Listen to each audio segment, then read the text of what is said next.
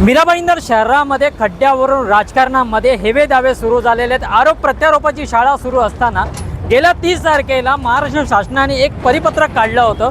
त्या परिपत्रकामध्ये सांगितलं होतं की मीरा भाईंदर महानगरपालिकेला हा फाउंटन ते गायमुक्ता जो रस्ता आहे या रस्त्याच्या दुरुस्तीचं कामही आपल्याला करायचं आहे। परंतु हे दुरुस्तीचं काम ही एवढं संत गतीने चालू आहे। माझ्या पाठीमागे तुम्ही बघू शकता, फक्त खडी आणि माती टाकून ठेवल्यामुळे पुन्हा एकदा तो उकरून बाहेर आलेला आहे आणि याचा पुन्हा एकदा जो वाहन चालक आहेत यांना हा त्रास निर्माण झालेला आहे। कुठेतरी महानगरपालिकेचे जे कर्मचारी आहेत, अधिकारी आहेत, राज्य शासनाने दिलेला आदेश आणि परिपत्रकाबद्दल हे मला असं वाटतं की संभ्रम आहेत आणि याच्याबद्दल अजूनही त्यांच्याकडे सिरियसपणा हा दिसत नाही आहे, कारण ह्या परिस्थितीचं गांभीर्य त्यांना अजून कळत नाही आहे।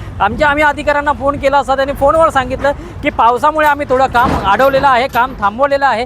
परंतु आज कुठेही तुम्ही बघू शकता पूर्ण निरभला असताना पण पाऊस नसतानाही जर हे खड्डे बुजवले जात नसेल, काही सबवेच्या खालीही एक ट्रक बंद पडलेला आहे। या संपूर्ण गोष्टीमुळे वाहन चालकाला फार मोठा त्रास होत आहे। राजकीय हेवेदावे होत असतील पण वाहन चालकांचं म्हणणं तरी आहे की बाबा आम्हाला येण्या जाण्यासाठी रस्ता तर व्यवस्थित द्या। अधिक बातमीसाठी आपण पाहता नवराष्ट्र डिजिटल। मी विजय काते, मीरा भाईंदर। या घोडबंदर रोडच्या काय स्थिती आहे, इकडे एवढ्या मोठ्या मोठ्या खड्डा पडलेला आणि गाड्या एवढ्या या आपल्या चालवायला त्रास होतात, कस्टमरला पण लय भारी लागतात, ट्रॉफिक एवढी मोठी पडतात। आपल्या घोडबंदरला काम करायला पाहिजे, माणसं आल्या सपोर्ट करायला आणि आपल्या सगळ्या ठाण्याच्या आपल्या जे आहे आपल्या सोबत माणूस आलेला आणि त्यांच्यावरती लक्ष द्या आणि यांच्या खड्डे बुजवलेले ना, खड्ड्या घुसवलेले आणि खड्ड्याला जरा तुम्ही लक्ष करा। इसमें खड्डे बुजवले होते असं आम्हाला माहिती पडलं, आता परत खड्डे पडले त्याबद्दल काय सांगशील? हा, ते बदलून सांगते, काम केलेलं आणि माणसं जरा अजून आपल्या काम करायला पाहिजे। जरा साहेब लोकांचा विनंती आहे आपले, जरा कार्य आहे आपली जरा जोराशी वाढवा। मेरा नाम सजन लाल विश्वकर्मा। क्या बोलेंगे खड्डे के बारे में? खड्डे में के बारे में सर जी, ये खड्डा ऐसा है कि जान लेने वाला खड्डा है, जान देने वाला नहीं है। क्योंकि जब भी ट्रैफिक लग जाती है, एम्बुलेंस में कोई आदमी अगर मरीज है लास्ट स्टेज पे तो यही मरेगा, वो आगे नहीं जा पाएगा हॉस्पिटल में। कुछ ये सब खड्डे का काम चालू था? कुछ नहीं सर जी, खड्डे मरने का काम कहाँ चालू है, मेरे को दिखाइए जरा।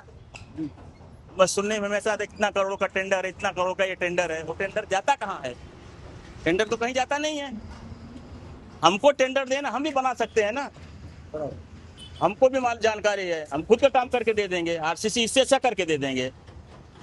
लेकिन गवर्नमेंट क्या है ना, टेंडर निकालती है, पैसा जाता किधर है? टैक्स का पैसा जाता कहाँ है? अब पूछो तो जेल में डाल दो, ऐसी सरकार है बाबू। खड्डा तो बहुत रोडों पे है, अभी तो दिक्कत तो है ही है, परेशानी चलाने में गाड़ियाँ सब खड्डे में पानी भरा रहता है, कभी गाड़ी अचानक गिर जाती है, यही सब प्रॉब्लम आ रहे। रोड सब खराब हो गया पूरा, डेली का आना जाना है या डेली का आना जाना यही रोड का है।